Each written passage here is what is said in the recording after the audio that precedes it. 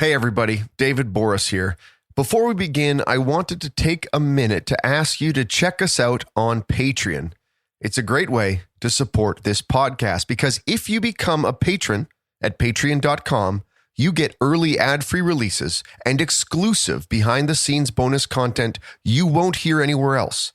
Patreon is a safe and secure way to support the podcast on a monthly basis. It helps me keep the show growing, and it helps me keep the show going. So become a patron today at patreon.com/hostilehistory. Okay, let's get to the show. I'm not giving up. I am selling the building. The final season of FX's The Bear. The restaurant is flooded. Everything's either going to be okay. No, stop. Or not.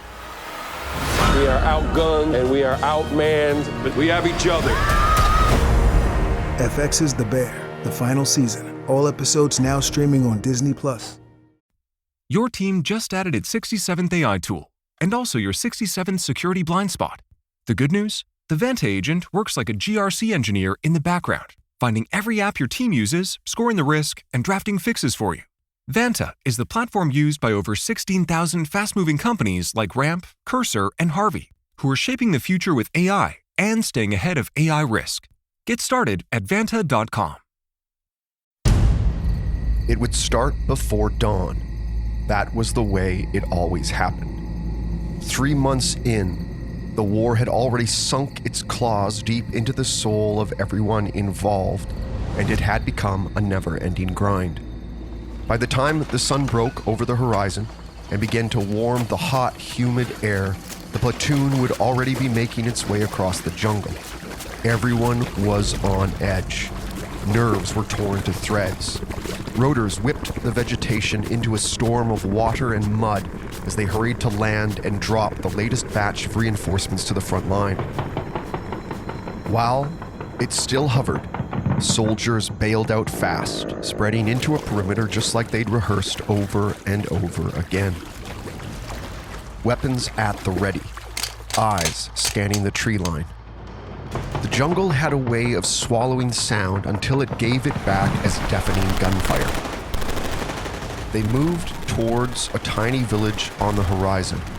They advanced in staggered columns. They'd been briefed before dawn. This village was believed to be supplying the rebellion. As they approached, like a swarm of locusts, children ran. An old man froze in place. Women stood terrified in doorways. The lieutenant called everyone to the center of the village as the interpreter shouted instructions to the villagers who gathered, silently weeping and holding tight together. Huts were turned inside out and ransacked. Cooking fires kicked apart. Weapons were seized and communication equipment destroyed on sight. Fear and rage sat coiled like a snake in the heart of every villager. Questioning and intimidation was next. Homes entered without invitation and defiled. Nothing was left standing. That was the approach to root out the insurgency, deny them shelter, break their support networks. And if you go and watch A New Hope now, the rebels are fighting asymmetric guerrilla jungle war out of temples, which looks very Viet Cong. Sound familiar? Now, what if I told you that what I just described didn't happen on Earth in our recent past? What if I told you this happened a long time ago in a galaxy far, far away? I'm David Boris. I'm a military historian, and this is Hostile History, a podcast where we take you inside some of the most defining conflicts and rebellions throughout history that have left an indelible mark on everything we experience today. In this episode, I'm joined by Chris Kempshall as we explore how George Lucas's Star Wars universe would not have existed without the Vietnam War and other 20th century military conflicts that have defined and shaped the galaxy we all know so well. This is Star Wars and Modern Warfare. The Vietnam War emerged from the political turmoil that followed the end of French colonial rule in Vietnam after the First Indochina War. The 1954 Geneva Accords temporarily divided the country at the 17th parallel, creating communist North Vietnam and a US-backed government in South Vietnam. Intended national elections to reunify the country never occurred, and tensions deepened. During the early 1960s, the United States increased military and financial support to South Vietnam in an effort to contain the spread of communism. After the Gulf of Tonkin incident in August of 1964, U.S. involvement expanded dramatically, leading to the deployment of hundreds of thousands of American troops and a prolonged ground and air war against North Vietnamese forces and the communist insurgency known as the Viet Cong. By the late 1960s, the war had become deeply controversial in the United States. Graphic media coverage, rising casualties, and events like the Tet Offensive in 1968, where the Viet Cong helped stage coordinated attacks throughout South Vietnam, fueled widespread anti-war protests, campus demonstrations, and political division. Growing unpopularity contributed to the eventual U.S. withdrawal in 1973, and in 1975, South Vietnam fell to North Vietnamese forces, uniting the country under the communist banner.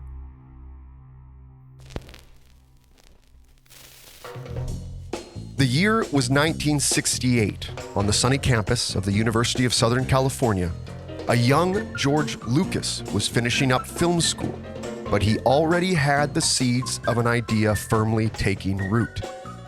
His first feature was the cold, dystopian experimental film THX 1138. It failed at the box office when it was released in 1971, and so he pivoted to something less bleak with the movie American Graffiti. By 1972-73, while developing that classic, he began privately sketching ideas for a space fantasy. At the same time, throughout the United States, young people just like him were taking to the streets as a rising tide of anti-war sentiment swept the nation and trust in institutions never previously questioned began to erode. Because my experience is that not that many people know about George Lucas, is that before he was working on Star Wars, he was working on Apocalypse Now, when it was locked in, development hell, and, it just wasn't going anywhere. And George Lucas started thinking about other ways of telling a Vietnam War story. Because, Vietnam is the thing that casts the shadow over George Lucas's childhood and his adolescence, and the fear of being called up and being sent to Vietnam. That's Chris Kempshaw. He's a public historian who has written extensively on war and conflict. And in 2022, he published his book with Routledge titled Star Wars, Death Stars and Democracy. He said the Vietnam War inspired Lucas to look at how democracies turn into empires, and it would lead him to show how a small guerrilla force could defeat a technologically superior superpower. Lucas completed a 13-page story outline called The Star Wars. It was inspired by samurai films like The Hidden Fortress, but Lucas's story was much too dense and the tone far too political. Lucas struggled with it, but continued to write through 1974. He describes it literally as being his Vietnam War film in space. And if you look at the very, very first things that he writes about Star Wars, he is talking about the Empire as this kind of oppressive, fascistic government that is like America after it has fallen to fascism. That's a direct quote taken from the premise of Star Wars. And he talks about a particular planet that doesn't actually end up appearing in Star Wars, being like a rebel. It's a rebel planet, and he describes it as being like South Vietnam. And all of the touching points for major protagonists and antagonists of Star Wars from that initial kind of premise are couched in the terms of the Vietnam War, with America being the empire and the rebels being the North Vietnamese, rather. And that is the cornerstone of Star Wars. It's George Lucas's reaction to the Vietnam War and him setting it in space. What happened next made cinematic history and fundamentally changed movies forever. Star Wars, as it was known then, opened on May 25, 1977 in 32 US theaters. Lines wrapped around blocks in Los Angeles and New York as theaters scrambled to add screens. Word of mouth spread nationally. By late summer 1977, it was a cultural event. By 1978, it had become the highest-grossing film in history. But for Chris Kempshall, Lucas's film shows something more. And if you go and watch A New Hope now, the rebels are fighting asymmetric guerrilla jungle war out of temples, which looks very Viet Cong, even now, at the distance from the Vietnam War. And the Empire is, a overtly militarized, military-industrial complex, fascistic authoritarian government, which has the power to destroy entire planets, which reads very closely to a vision of American nuclear power during the Vietnam War. The unexpected success allowed Lucas to finance sequels independently, and in the process, he re-released the film on April 10, 1981, with the opening crawl updated to read Episode 4, A New Hope. This retroactively framed the story as part of a larger saga which had been shaped by politics and conflict both nationally and internationally. Those events included the fall of Saigon on April 30th, 1975, Richard Nixon's resignation after the Watergate scandal, which was then followed by economic recession and energy crises. Star Wars showed a corrupt empire, a small rebellion, and how a farm boy could alter the course of history. Even up to Return of the Jedi, which again is viewed as, the North Vietnamese success on the forest moon of Endor, as the natives rise up and overthrow the advanced military capability of the Empire, is George Lucas doing Vietnam. And, there's some really, really interesting interviews that George Lucas has done. One of which is with James Cameron. You can watch it on YouTube. It's a really, really interesting interview because James Cameron's doing this history of sci-fi series of interviews with other kind of leading figures. And he sits down with George Lucas and says, there was something really interesting that you did in Star Wars, because you had, the rebels who were doing this asymmetric warfare and the like. And I think now we'd call them like Al-Qaeda or similar. And George Lucas goes, when I was writing it, they were the Viet Cong. Explicitly, overtly says that they were the Viet Cong. And there's a caveat at times that, George Lucas says a lot of stuff. George Lucas is not necessarily the best evidence base for the thoughts and feelings of George Lucas. But, there's enough evidence in there to show that this is what was on George Lucas's mind. Because it's always what's on George Lucas's mind. American Graffiti is about Vietnam as well. Vietnam is... George Lucas is probably sat at home now thinking about the Vietnam War. So it is fully in there. But George Lucas gets quite annoyed by the extent to which people didn't get it. Because people are coming out having watched Star Wars in 1977. And, you can almost imagine them walking out the cinema going, that was great. What a fantastic sci-fi film. And there were pew-pew lasers, and there were laser swords, and there was a space battle. What a great film. And George Lucas is stood off to the side going, why aren't you getting the subtext? It's about the Vietnam War. Why are you not getting this? Because people didn't get it to the extent in 1977. Or when you start to see things like, Ronald Reagan calling the Soviet Union the evil empire, that tendency of going, wow, the rebels are the Americans, and the empire is the Soviet Union, who are the oppressive authoritarian state, and it's the good guys are the Americans because it's Hollywood. The good guys are always the Americans. It's like, I don't think you've got what Star Wars is. You certainly haven't got, George Lucas doesn't think you've got what Star Wars is, I think, probably the best way of putting it. Hello. Look what TJ Maxx dragged in. The Devil Wears Prada 2 is now streaming on Disney Plus and Hulu. We are digital, we are downloadable, we are streamable. The fashion event of the year is certified fresh. Pull yourself together, we have work to do. Critics say it's smart and witty and the perfect sequel. That's all. Get runway ready for The Devil Wears Prada 2 on Disney Plus and Hulu. Rated PG-13. Hey, it's Ryan Reynolds here from Mint Mobile. Now, I was looking for fun ways to tell you that Mint's offer of unlimited premium wireless for $15 a month is back. So I thought it would be fun if we made $15 bills. But it turns out that's very illegal. So there goes my big idea for the commercial. Give it a try at mintmobile.com/switch. Upfront payment of $45 for 3 months, $90 for 6 months, or $180 for 12-month plan required. $15 per month equivalent. Taxes and fees extra. Initial plan term only. Greater than 50 gigabytes may slow when network is busy. See terms. By the time Star Wars came out in 1977, the last American combat soldier had already left Vietnam. President Richard Nixon had announced on January 23, 1973, that the United States and North Vietnam had signed an agreement to end the war.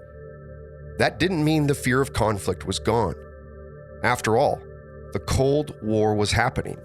It wasn't background noise. You woke up under it. Nuclear drills were as commonplace as missile maps on the evening news. Two superpowers, the Soviet Union and the United States, stared at each other across oceans, arms drawn. And on screen across the world, George Lucas gave us an empire.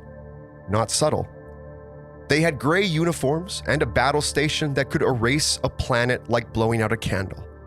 Folks watching the saga unfold in theaters had grown up with words like mutually assured destruction. But for Chris Kempshall and the creative minds behind Star Wars, the Death Star wasn't an abstract idea. It was a familiar one. So what's interesting about Star Wars as a cinematic experience is that 1983 rolls around, Return of the Jedi happens, the Empire is defeated, Star Wars ends. To that point, you get a few comics and that afterwards, but you enter what fans refer to as the dark times, when there's no Star Wars material being put out. But history doesn't stop. And what you see is then a return of Star Wars in the early 1990s period. But what are they going to talk about? If George Lucas was sitting in, the shadow of the Vietnam War and the Empire was fallen at the end of Return of the Jedi, something set in the 1990s, focusing on the Vietnam War doesn't really chime. It's not that big of a deal anymore for people because the Cold War has just ended.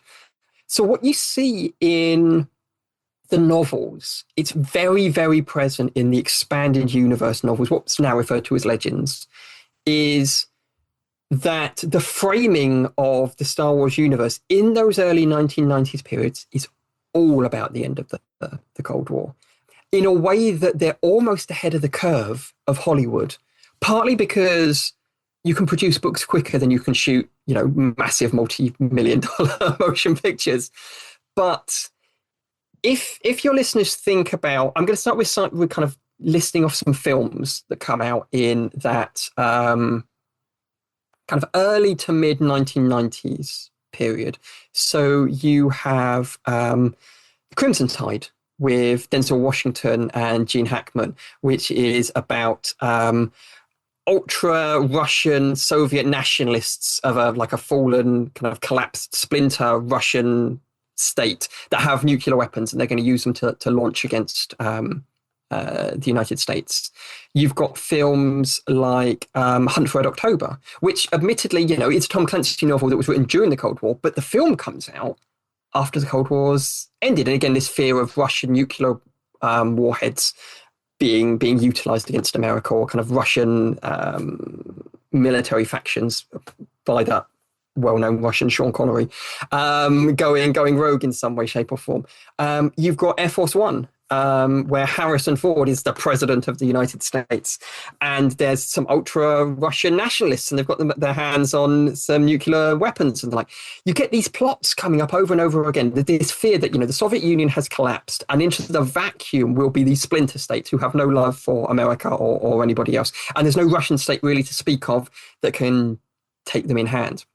You get those plots repeatedly in the expanded universe of novels, where the empire was fractured after the Battle of Endor in Return of the Jedi. And for years afterwards, you end up with these Imperial warlords or these Imperial splinter states, and they're always getting their hands on these random super weapons that the Empire had previously built, and now they're just existing in a vacuum by themselves. And the New Republic's like, what are we going to do? We've got these super fanatical ex-imperialists, and they've got these weapons that can destroy entire planets, and we need to deal with them. And that's really complicated because there's no government in place in the Empire to deal with them, and we're still kind of at war with them, and we don't particularly. And it's the fallen Soviet Union over and over and over again. And it's really interesting the extent to which not only is Hollywood or is America grappling with this? In history and politics, I refer to Star Wars as being a cultural weather vane because it shows you which way like the cultural wind is blowing in America. But the extent to which it is so present in the minds of all of these different creative kind of writers, whether it's like Hollywood or whether it's in novels. And there's the author Kevin J. Anderson, who wrote the Jedi Academy trilogy of novels, which feature an ex-Imperial warlord getting their hands on a super weapon and threatening the New Republic with it. And then a novel called Darksaber, which is about the Hutt crime syndicate getting hold of Death Star technology and basically, using it for their own nefarious criminal ends. And he does an interview with like a fan website where he's like, people didn't understand Darksaber when it came out. They just thought, oh, look, it's another super weapon of the week thing. It's another book about another Imperial super weapon. It's like, that's not what the book's about. It's about weapons of mass destruction. It's about nuclear weapons. It's about them being available from Russian silos. Now, it's about the things that concerned me at the moment, and people just didn't really get it. And it's really hard not to hear his words and then compare them to the words of George Lucas in 1977, where people weren't getting what he was trying to tell them. And that's the thing. Whenever it's particularly noticeable in that 1990s period, but it's always noticeable that when Star Wars talks to us, it uses the words of the time to try and tell us about what the creative people behind it are thinking about. George Lucas does it with Vietnam, and Kevin J. Anderson's doing it with nuclear proliferation in the 1990s. As Chris mentioned, the story of Star Wars kept growing, not on screen, but in novels, comics, and source books. They are what fans now call the expanded universe, and were officially later rebranded Legends. That's where some of the darkest material lives. Writers began exploring the consequences of war. In 1991, Timothy Zahn's trilogy reignited the franchise in print, starting with Heir to the Empire. Those books reintroduced Imperial remnants and showed that authoritarian systems don't simply vanish when a throne explodes. That same year, the Cold War ended and the Soviet Union dissolved. But the 1990s were not the peaceful decade people hoped for. After all, that decade saw ethnic cleansing in the Balkans and the Rwandan genocide. The 1990s period, I mean, it comes up a lot in history and politics, but I reckon there's like entire books to be written just about Star Wars in the 1990s because it's wild and it's amazing and it's really, really interesting. And you get a couple of really noticeable storylines that appear again in these novels, these expanded universe novels. And one of the major ones is there's a trilogy of books called The Black Fleet Crisis, where there is a species of aliens in the galaxy. I think it's called the Aretha. That's off the top of my head. I'm pretty sure that's right. Who are like super isolationist, xenophobic. Except they're not that isolationist because they start conquering their neighbors and massacring people on other planets because they're not part of the Yuvithan race and therefore they're inferior. And they're kind of waging this genocidal war of conquest against their neighbors. And the New Republic, like the government of Mon Mothma and Princess Leia and all the like, don't get involved in it. And Princess Leia is furious about the extent that they don't get involved. But in the New Republic Senate, they have this big sign up on the wall, which is like 368 days since the last conflict. Peace is not an accident. to remind everybody of the benefits of the peace that the New Republic is bringing. But it's the peace of not getting involved. It's the peace of standing by and watching the neighbors of the Evithan be killed in genocides, because that's complicated and messy, and our peace is more important than your justice. And it is very, very hard not to read those novels now as anything other than a criticism of America and the United Nations during the Rwandan genocide, during Srebrenica, and the like. And you end up with spin-off plot points of that, where there's other kind of similar genocides where people are, like, entire species or entire subsets of people are murdered, and characters then wage their own proxy war against both the New Republic and the Jedi for not getting involved. Saying, what use were you, the guardians of peace and justice, if when peace and justice were threatened, your decision was, we don't want to have another war, so let's just not get involved. And again, how can you not read that as anything other than looking square at Rwanda and square at Srebrenica and going, what happened in the real world was disgusting. And to show you how disgusting we think it was, we're going to do a Star Wars story about it. Because they come out in incredibly quick kind of contemporaneousness of the events of those genocides. And it's right there in the pages, even to the extent that I was surprised when I already thought, when I was writing History and Politics, this is what it's going to be about. To the extent that when I went back to it and go, oh, wow, like, it was so clearly about this that it couldn't have been about anything else. The stories mentioned by Chris can be found in the 19-book Star Wars The New Jedi Order Legends series, which introduced an extra-galactic species called the Yuzhang Vong. They weren't just invaders. They were religious extremists who rejected technology and believed in purification through pain and destruction. Over the course of the series, they conquered systems and enslaved civilian populations. And then they did the unthinkable. The Yuzhang Vong crashed into a planet, which caused planetary devastation and mass death. Later in the series, Coruscant, the galactic capital, falls, and it leads to widespread slaughter and environmental transformation. The planet is biologically reshaped, and billions die across the invasion arc. The tone was starkly different from the Star Wars of old, with cute robots and Ewoks. Death didn't come from an anonymous person using a single superweapon and firing once. It was prolonged, systemic annihilation. I'm not giving up. I am selling the building. The final season of FX's The Bear. The restaurant is flooded. Everything's either going to be okay. No, stop! Or not. We are outgunned and we are outmanned, but we have each other. FX's The Bear, the final season. All episodes now streaming on Disney+. Hey, it's Ryan Reynolds here from Mint Mobile. Now, I was looking for fun ways to tell you that Mint's offer of unlimited premium wireless for $15 a month is back. So I thought it would be fun if we made $15 bills. But it turns out that's very illegal. So there goes my big idea for the commercial. Give it a try at mintmobile.com/switch. Upfront payment of $45 for 3 months, $90 for 6 months, or $180 for 12-month plan required. $15 per month equivalent. Taxes and fees extra. Initial plan term only. Greater than 50 gigabytes may slow when network is busy. See terms. Star Wars is now going through a chronology of our historical moments as it evolves, and then it reflects it back to the audience. And this takes us into the 21st century, and the next big watershed moment in the history of the world, which was 9/11.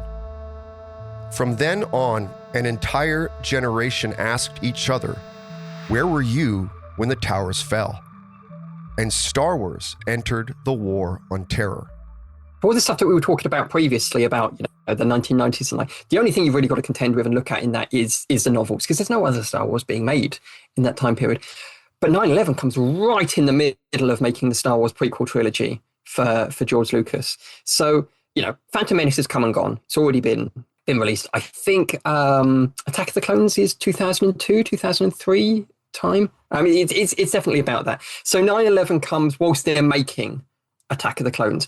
The extent to which it then appears in Attack of the Clones, I'm not certain. And George Lucas has always said that it's not about that. He said, we didn't know. We weren't making a film about George W. Bush. I'm not convinced about that. Certainly by Revenge of the Sith, I think they are making a film about George W. Bush.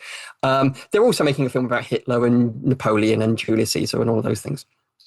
But with Revenge of the Sith as a starting point, I mean, you get effective quotes from George W. Bush in Revenge of the Sith. That whole, George W. Bush is, you're either with us or you're with the terrorists, becomes Anakin Skywalker / Darth Vader's, you're either with me or you're my enemy thing to Obi-Wan Kenobi. But also with slightly more kind of visual conceptual stuff. So this is something that I've always found really interesting, because I've told this story to various people, even people our age, who were alive during 9/11, who went to the cinema, they're there on the first night of Revenge of the Sith. And some of them were like, yeah, that was my experience too. And some of them, it really wasn't. It's that George Lucas, Kevin J. Anderson thing again of, the last day of the Republic, then segueing into Order 66, and then the next morning, Palpatine's First Galactic Empire. The morning that he has that speech, the first thing that you see is a building on a cityscape visual in the morning sunshine with smoke billowing off of it.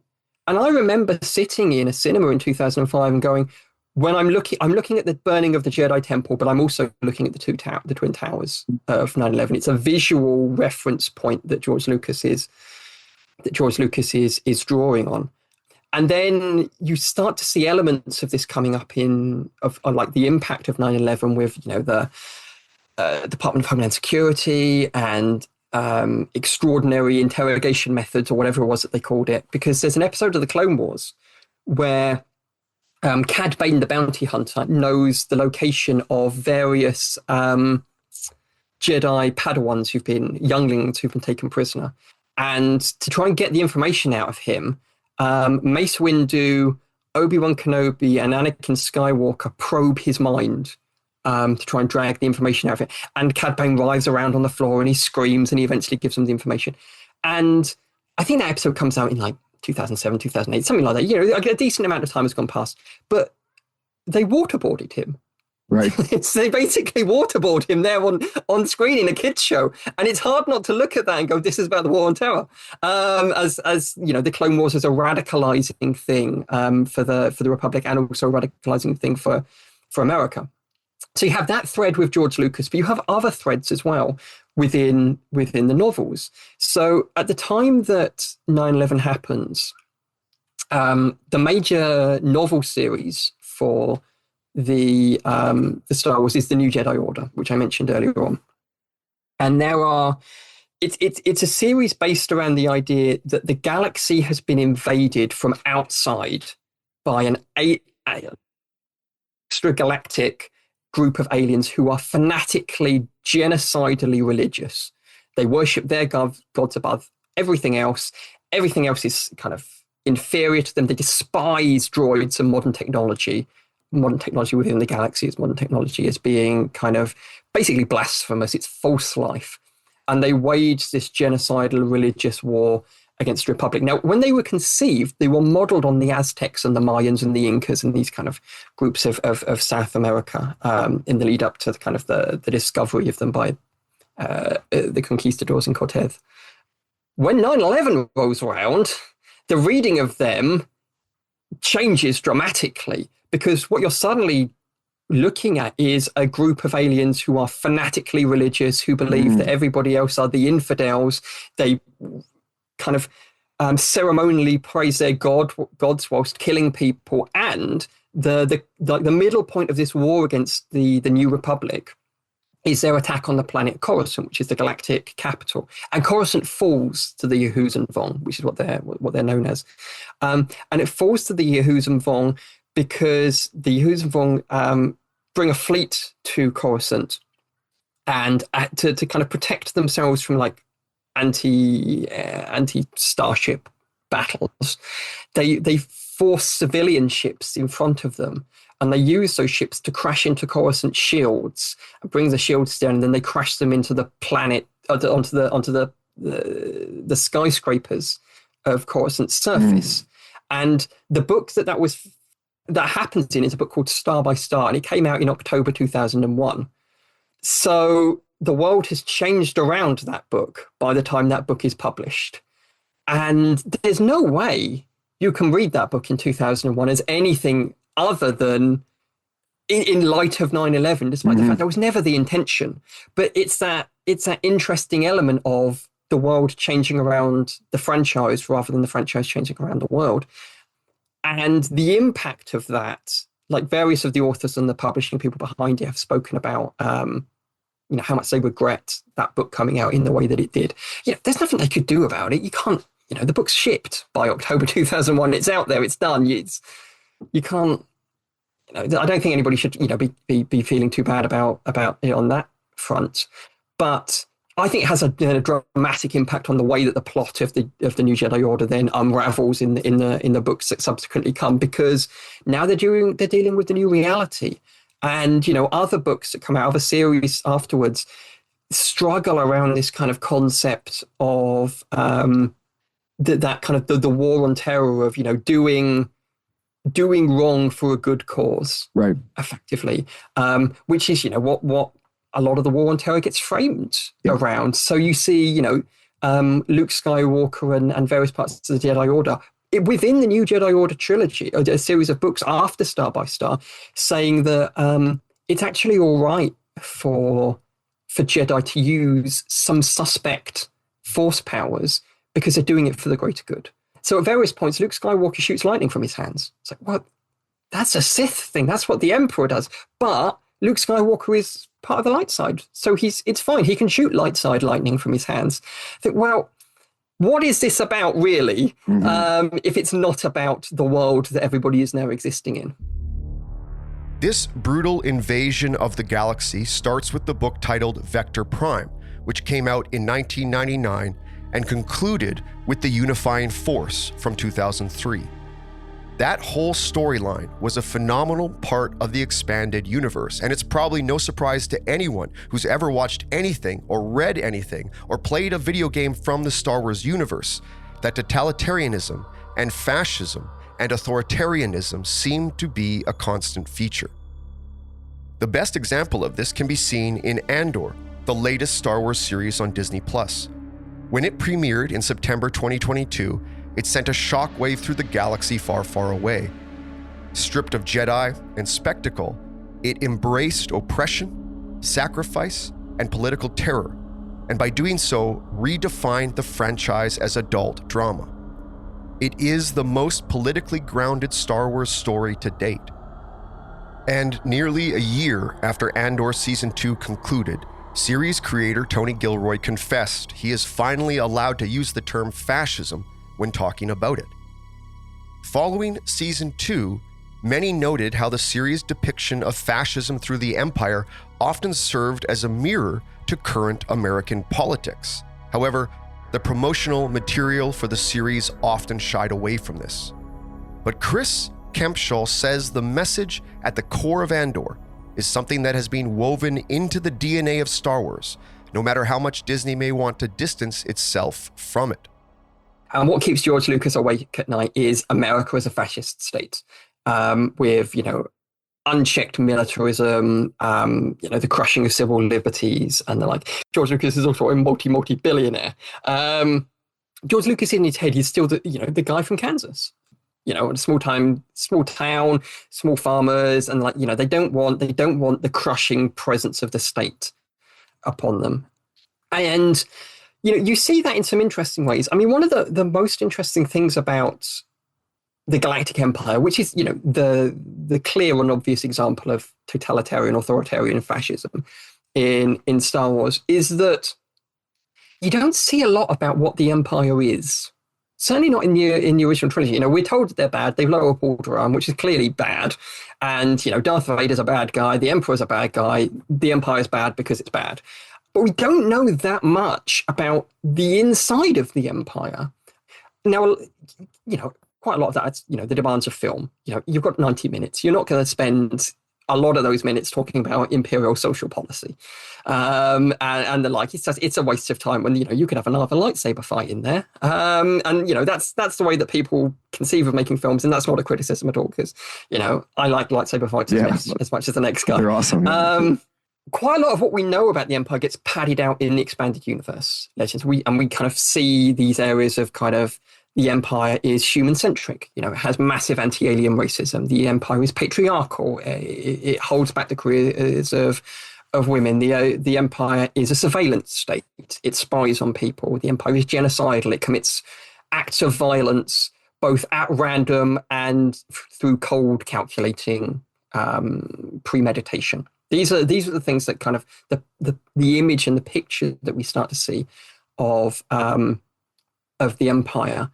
But again, it's an interesting quirk of the Empire, because, you know, the obvious thing is well, the Empire is totalitarian, authoritarian, and fascism. Can we find a totalitarian, authoritarian, fascist state in human history? Oh, look, we found one. It exists in the middle of or kind of the back end of the early part of the 20th century, and could go, well, you know, the Empire is about the Nazis. And to an extent, the Empire is about the Nazis, but the Nazis as America through that kind of George Lucas lens. The 1990s rolls around, again, Cold War, end of the Cold War, and the Empire kind of stops being about the Nazis and starts being about the Soviet Union. And then it starts being about the end, the Russian Federation after the Cold War, when you get like a peace treaty between the Empire and the New Republic, and it's the Empire starts becoming like a state that you could have decent terms with, like Russia. In the 1990s, you know, when you have like the Gulf War and, you know, various other kind of things, and, you know, the early part, even in before 9/11, with this kind of war against terrorism rather than necessarily the war against terror, where America and Russia kind of work together on various kind of things. And you get that reflected in Star Wars, where the Empire and the New Republic works together.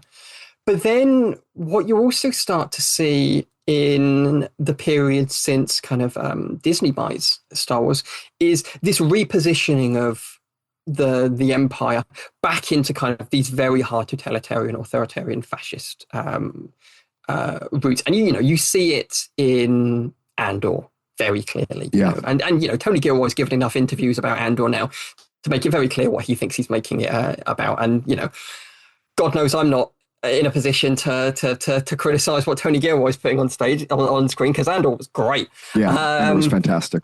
Andor was fantastic. But also, if you know, in the comics and in Rebels is a great show to look at. You know, nominally it's a kid's show, but you see in Rebels over and over and over again the way that the Empire inserts itself in people's lives, and the things that the Empire is willing to do to planets, to people, to groups, simply because it can. And there is like one of the key aspects of kind of authoritarian, totalitarian, fascist violence. It's violence perpetrated because you can, because you want to, and therefore it's fine to do it, because the people that you're going to use it against aren't worthy of consideration, and therefore it doesn't matter what you do to them, because nobody can stop you, and you don't care what other people think. It's that security of we can do whatever we want is right there in the center of all of these, and you see that reflected in the Empire, in some of these new kind of stories being told. October 30th, 2012. That's when the galaxy changed hands. The Walt Disney Company agreed to buy Lucasfilm for $4.05 billion, and in the process, made George Lucas one of Disney's largest individual shareholders at the time. Crucial to the deal was that Lucas had already begun developing sequel trilogy treatments, episodes 7 to 9. The press release about the deal included 2 details that ignited the fan base that was eager for new stories. Star Wars Episode 7 would be released in 2015, and a new trilogy would follow. J.J. Abrams was hired to direct, and with him came some of that old George Lucas DNA. In the lead up to The Force Awakens coming out as part of the kind of the promotion for it, he gives an interview where he talks about how they came up with the concept of the First Order, which is like an imperial succession state of like fanatic, lunatic ex-imperials who have run off into the unknown regions, waited for 30 years, and then come back to give everybody a miserable time. And his starting point for that was, what would it look like if a bunch of the leading Nazis had escaped to South America, like Argentina or the like, and like hung out there for 30 years and bided their time and rebuilt? What would they look like if they decided, the work of the empire hadn't been completed and now they were coming back to do it? So immediately you get a framing of both the First Order and the Empire in regards to their kind of historical touching points of, what the First Order is. You say, it's been referred to in some of the books like as being a neo-imperial movement. And, that makes a great deal of sense in regards to that framing that J.J. Abrams has just done. And, again, things like Rebels, which came out through Disney, things like Andor, which came out through Disney, really do kind of try and reframe elements of this historical touch point. But, without, doing spoilers for anybody, the second season of Andor begins with basically a version of the Wannsee Conference, when they're talking about, the imperial plans for the people on the planet of Gorman is a bunch of imperial administrators and bureaucrats and security folks and military folks sat round a convention table in a random planet talking about what they would have to do in order to perpetrate a genocide. And so I was in Tokyo for Star Wars Celebration earlier this year, and got to see the first episode of Star Wars second season of Andor live there in the room. And there's always that feeling that you've probably had, and I imagine some of your listeners have had. It's that when you're a historian, you're that guy with a hammer where everything starts looking like a nail, where it's like, am I reading too much into all of this stuff? I keep watching stuff and I keep looking, oh, that's a historical parallel, but is it really? Am I just being a historian and not just being like a sci-fi geek or something like that? And I remember sitting in the room going, no, actually, I reckon I'm reading exactly as much as I should do into this. I'm reading exactly what Tony Gilroy wanted me to read into this image of Andor. So, Tony Gilroy, again, has spoken in lots and lots of interviews about, reading all sorts of books about revolutions and the like. And to the sense that, there can be a tendency, again, which I'm cautious of, like, now kind of contradicting myself, where Tony Gilroy might be trying to talk about all authoritarianism and all states. And at times he cherry picks examples, but one example is not the whole in that sense. He's trying to line up various things. It's that pop cultural, it's that pop history thing I was talking about earlier on, where you're trying to kind of transmit the vibe, the feeling of these historical moments rather than necessarily the hard historical facts. So that's key to understanding. Okay, so what do we know? Here's the thing about Star Wars as a fan and a historian. If you got blinded by the ships and the lightsabers, you missed out on the real exploration that Lucas was wrestling with in his late 20s and early 30s. But let me say this. The movie wasn't meant to be an exact replica with neat labels where this side equals that country, this villain equals that leader. Instead, Star Wars was born inside a conflict as that conflict was unfurling, and that conflict's DNA became a part of the Star Wars universe. And this has happened with hostile conflicts from Vietnam through the Cold War and up to the War on Terror. When George Lucas imagined a republic collapsing into an empire, Americans had just watched the Vietnam War end and a president resign. A New Hope showed a superweapon capable of erasing a planet, while audiences lived for decades under the shadow of nuclear war. By the time Return of the Jedi came out, the Cold War was still very real. Later stories darkened, reflecting new anxieties which included insurgency, terrorism, genocide, fragile democracies, and endless war. The galaxy shifted because our world shifted. Star Wars doesn't predict history, but it reflects it. And that last part is why it endures. Because in the real world, conflicts leave scars. And the same can be said about that galaxy far, far away. Different worlds telling the same human story. Thank you for joining me this week, and a special thanks to Chris Kempshall. For more information, make sure to check out his book, Star Wars, Death Stars, and Democracy. Join us next time for another episode of Hostile History, where we'll take you inside another conflict and uncover how it has left its indelible mark on the world we know today. Hostile History was written by me, David Boris, and produced by Curious Cast. Our producer was Dila Velasquez. Our audio producer and sound designer was Rob Johnston. Our executive producer is Chris Dunner-Duncombe, the director of Curious Cast, podcast for curious minds. Hostile History is part of the Canyon Entertainment umbrella. You can find Hostile History on Instagram by following Canyon Entertainment. You can find Hostile History on Facebook by searching and following Hostile History. Keep your powder dry. Hello? Look what TJ Maxx dragged in. The Devil Wears Prada 2 is now streaming on Disney Plus and Hulu. We are digital, we are downloadable, we are streamable. The fashion event of the year is certified fresh. Pull yourself together, we have work to do. Critics say it's smart and witty and the perfect sequel. That's all. Get runway ready for The Devil Wears Prada 2 on Disney Plus and Hulu. Rated PG-13.